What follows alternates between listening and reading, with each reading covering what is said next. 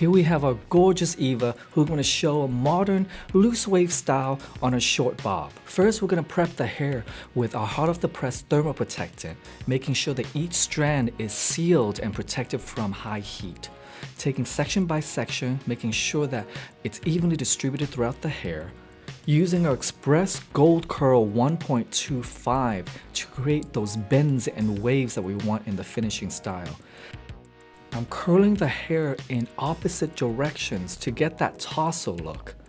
As you can see, each section I bend it around my Express Gold Curl to prevent any dents from happening.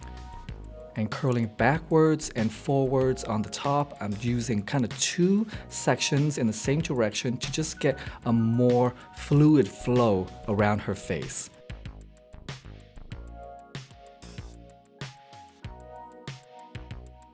I'm mainly focusing the wave and the curl from mid-shaft to the root area and leaving the ends out, so my finished wave is going to be loose, modern, and on trend. Now it's Eva's turn, starting off with a hot off the press to protect the hair from any thermal styling, brushing it through so it's evenly distributed. Just section out an inch section, going in with our Express Gold Curl 1.25 and just giving it a slight bend.